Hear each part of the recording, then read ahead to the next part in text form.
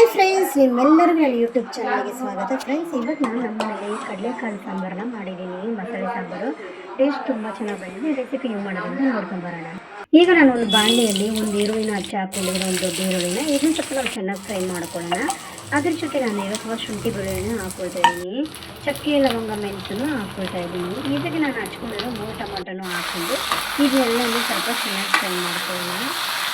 ಇದನ್ನ ಚೆನ್ನಾಗಿ ಫ್ರೈ ಮಾಡ್ತೀನಿ. ಇದಕ್ಕೆ ನಾನು ಇವಾಗ 1 ಸ್ಪೂನಷ್ಟು ಕಡಲೆಪಪ್ಪನ್ನ ಹಾಕ್ಕೊಳ್ತಾ ಇದ್ದೀನಿ. ಮಸಾಲೆ ಚೆನ್ನಾಗಿ ಫ್ರೈ ಮಾಡಿಕೊಂಡು ಈಗ ನಾವು ಇದನ್ನ ತಣ್ಣಗಾಗಿ ಇಟ್ಕೊಳ್ಳೋಣ. ಈಗ ನಾನು ಕುಕ್ಕರಲ್ಲಿ 2 ಸ್ಪೂನಷ್ಟು ಎಣ್ಣೆ ಹಾಕ್ಕೊಂಡು ಸಾಸಿವೆ ಹಾಕ್ಕೊಂಡಿದ್ದೀನಿ. ಸಾಸಿವೆ ಸಿಡಿದ್ರೆ ಸ್ವಲ್ಪ ಕಡಲೆ ಸೊಪ್ಪು ಹಾಕ್ಕೊಳ್ಳೋಣ. ಕಡಲೆ ಸೊಪ್ಪು ಹಾಕಿದ್ಮೇಲೆ ಹಚ್ಕೊಂಡಿರೋ ಆಲೂಗಡ್ಡೆ ಮತ್ತು ಬದನೆಕಾಯಿನ ಹಾಕ್ಕೊಂಡು ರುಚಿ ತಕ್ಕಷ್ಟು ಉಪ್ಪು ಹಾಕ್ಕೊಳ್ತಾ ಇದ್ದೀನಿ. ಒಂದು 2 ನಿಮಿಷ ಚೆನ್ನಾಗಿ ಫ್ರೈ ಮಾಡ್ಕೊಳ್ಳೋಣ. ಈಗ ನಾನು ಫ್ರೈ ಮಾಡಿರೋ ಮಸಾಲೆ ಜೊತೆ ಇನ್ನೂ ಸ್ವಲ್ಪ ಮಸಾಲನ್ನ ಆ್ಯಡ್ ಮಾಡ್ತಾ ಇದ್ದೀನಿ. ಸ್ವಲ್ಪ ಕೊಬ್ಬರಿ, ಒಂದು 1/4 ಸ್ಪೂನಷ್ಟು ಅರಿಶಿನ, 1.5 ಸ್ಪೂನಷ್ಟು ಧನಿಯಾ ಪೌಡ್ರು, ಇನ್ನು 1.5 ಸ್ಪೂನಷ್ಟು ಚಿಲ್ಲಿ ಪೌಡ್ರ್ ನಾನು ಹಾಕ್ಕೊಂಡಿದ್ದೀನಿ. ಇವಾಗ ಇದನ್ನ ನಾವು ಚೆನ್ನಾಗಿ ನೈಸಾಗಿ ರುಬ್ಕೊಳ್ಳೋಣ.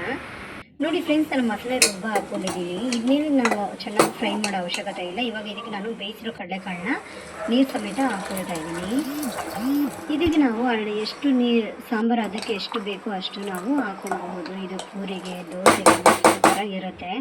ಇವಾಗ ಮಿಕ್ಸಿ ಜಾರ್ ತೊಳ್ಕೊಂಡು ನೀರು ಹಾಕ್ಕೊಂಡು ಇವಾಗ ರುಚಿ ತಕ್ಕಷ್ಟು ಉಪ್ಪನ್ನು ಹಾಕ್ಕೊಂಡು ಈಗ ನಾನು ಕುಕ್ಕರ್ ಮುಚ್ಚಿಟ್ಟು 1 ವಿಸಿಲ್ನ ಬರೆಸ್ಕೊಳ್ತಾ ಇದ್ದೀನಿ. ನೋಡಿ, 1 ವಿಸಿಲ್ ಬರೆಸ್ಕೊಂಡಿದ್ದೀನಿ. ಟೇಸ್ಟ್ ಮಾತ್ರ ಅಷ್ಟು ಚೆನ್ನಾಗಿ ಬಂದಿದೆ. ಇವತ್ತು ನಾನು ಮನೇಲಿ ಇದಕ್ಕೆ ವೈಟ್ ರೈಸ್ ಮತ್ತು ಮುದ್ದೆ ಮಾಡ್ಕೊಂಡಿದ್ದೀನಿ.